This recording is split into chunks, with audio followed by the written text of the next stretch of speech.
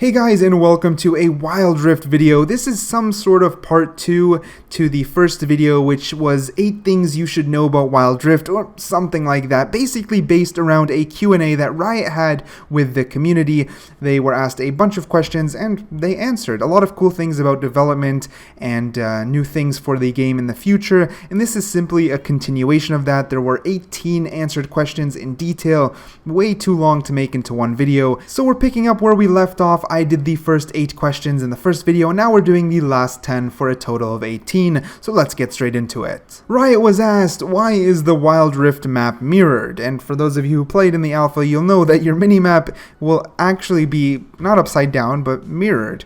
And Riot responded, we tried various designs and combinations of different maps and cameras, all to bring the true LoL experience while meeting the needs of the mobile platform. We believe that the mirror map design we have now is the best for a number of reasons, but the main thing is when you play from the red side, i.e. play from the upper right to the lower left, most of your skills with the crosshair across the interface of the dual stick controls, and I think you'd prefer to focus on the battle, not the thumb itself. The next question is juicy, as Riot was asked, will the Wild Rift have exclusive skins and champions? And for that they responded, for the launch, our focus is on strengthening the fantasies of some of the players' favorite skins, themes, etc. With the new Wild Rift models, textures, and animations, in addition to 3D model viewer on the collections page, players will have more ways to interact with their favorite skins. We plan to create exclusive skins for the Wild Rift in the future. We would also like to create champions, but that is not yet in the short and medium term plans. So basically just saying exclusive champions and skins are coming, just long term, not short term, which is super hype. On to the next question, how will ranked be? Why is the Wild Rift system different from the PC version? And Riot responded, we want to create a competitive ranked experience that is familiar to PC LoL players, but that is also easy to understand, participate in, and set goals for players who don't know LoL yet.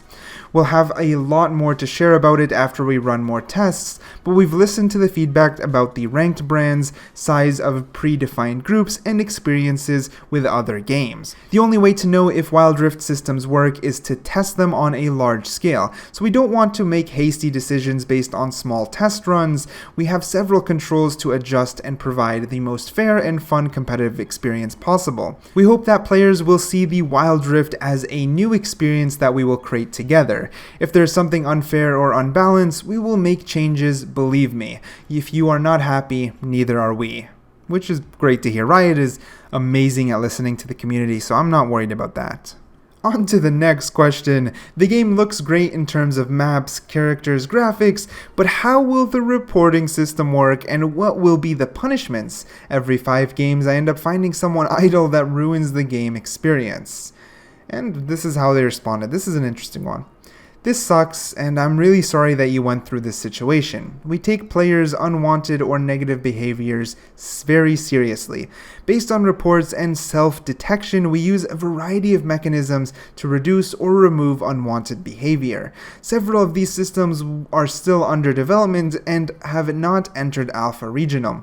Others will be active at launch, with more to come in future updates. We will share more details at a date close to launch. This can be a video on its own, to be honest, but I'm very curious, not only to toxic behavior, since it is a problem on the PC version, but more so AFKs that aren't exactly bad people, but let's say they decide during a lunch break at school, they gotta pull out their phone, but then, I don't know, a teacher calls them, or they're called to the office, or I don't know, it could be in a workplace as well, and they have to close the game. I feel like when you're playing on mobile, there are more of those situations. And I'm just wondering, like, you start a game on a bus ride, then you gotta get off on your next stop. What's gonna happen when people close out of the game? The punishments can't be as harsh as PC, but they also can't be lenient as to where people abuse them. So I'm interested as to what Riot will do, but only time will tell. Alright, next up, will there be events synchronized between PC version and Wild Rift? And in short answer is yes. At specific times of the year, we will look for ways to collaborate with the other teams at Riot to celebrate great moments together. However, it is important to note that even if we synchronize events with the PC LoL, our content can be different. We want to offer unique and exciting ways for you to enjoy every event in style for Wild Rift, which is awesome. So it means the summoner event, the summer events, for example, will come out at the same time, but they might have different content between the platforms, which makes sense and is quite hype. Moving along from there, how did Riot develop the controls? Do you intend to add touch controls? Alright, so from the start, we knew we wanted to support mobile and console players with our control scheme. As a result, we strive to ensure that the experience with the dual stick control was incredible, as this is ideal for mobile platforms. One of our goals is to refer to the PC LoL control scheme, mainly the use of the mouse and click and select a target, and bring that feeling to touch screens and controls. Therefore, you will see functions such as the yellow halftone indicator when selecting a target.